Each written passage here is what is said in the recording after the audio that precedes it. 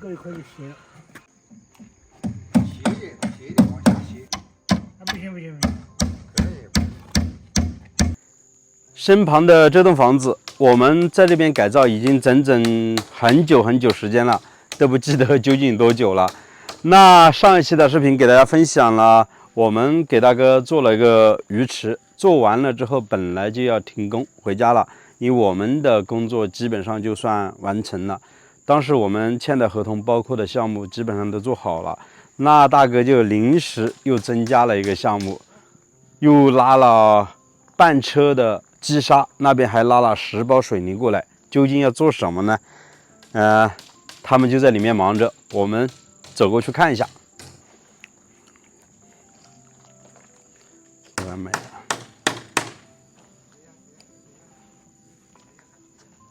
看，今天大哥是自己动手，要做这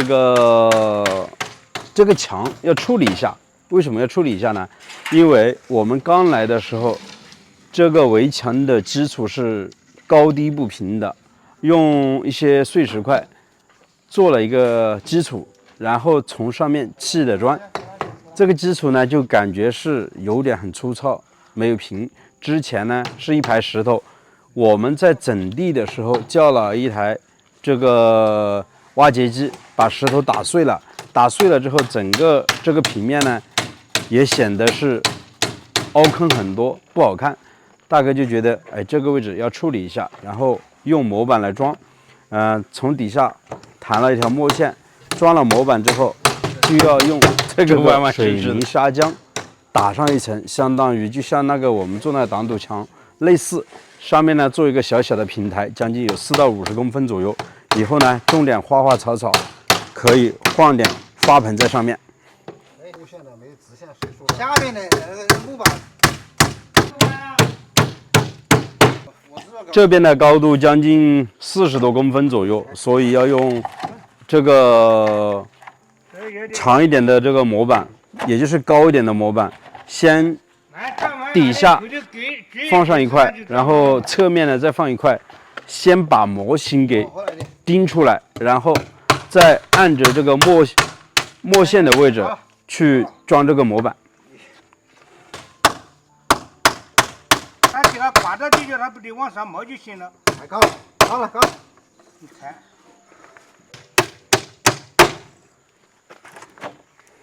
我觉得它给你高了嘛。没有。这样。还有一点，还有一点。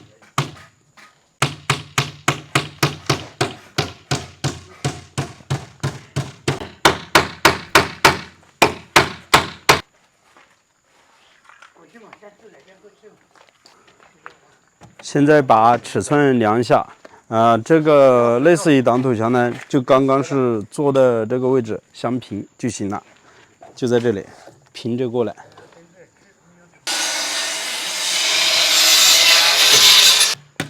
整个墙面这边啊，将近有10多米左右。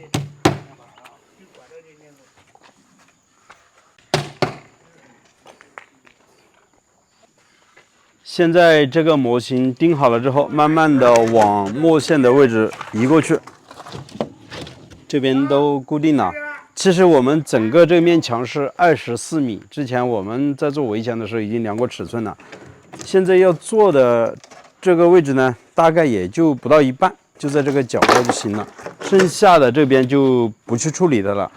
看到这些石头也没关系，因为那边都是菜地嘛，主要是这边平时要停车，所以说大哥要给它做的整齐一些，车子呢，停车也比较方便一些。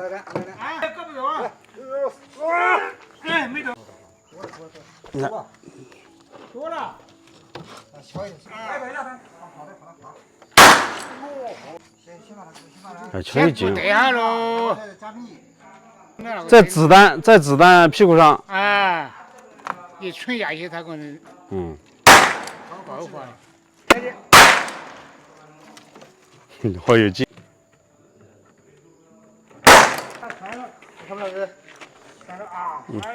这是大哥自己买的一个神器，就像一把枪一样的，它每一个钉子就像一颗子弹的，要单独一个一个的安装，打在这个水泥砖、水泥墙，包括这个水泥地面是非常牢固，直接打下去，而且响声特别的大。子弹就是后头这装有油。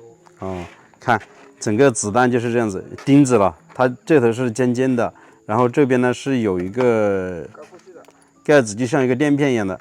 这边呢就是一个子弹的一个，里面它应该是装的有些火药之类的，直接打下去就直接钉到墙里面去了。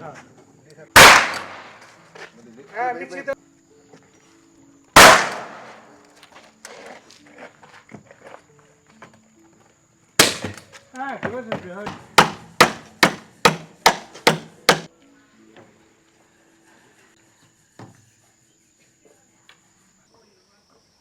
两个师傅在那边忙着，这边呢又留了一个师傅来处理这个厨房的屋顶。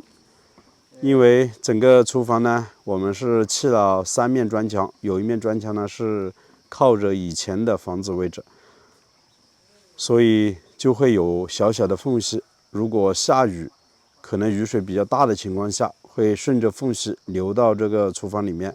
现在呢，用这个水泥浆，应该是抗力砂浆，给它处理一下，然后把它全部浮起来，包括这个厨房后屋檐的位置，因为之前呢买的这个瓦片呢是短了一点点，下雨天这个雨水呢顺着瓦片流到砖孔里面，厨房背后的这面砖墙呢，只要一下雨，基本上就是淋湿的。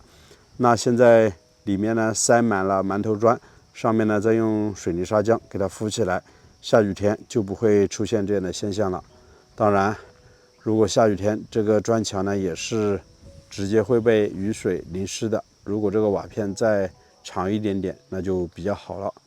包括从房子里面移出来的电表也是裸露在外面的，下了雨，这个电表呢也会被雨水淋湿，后期呢再进行处理。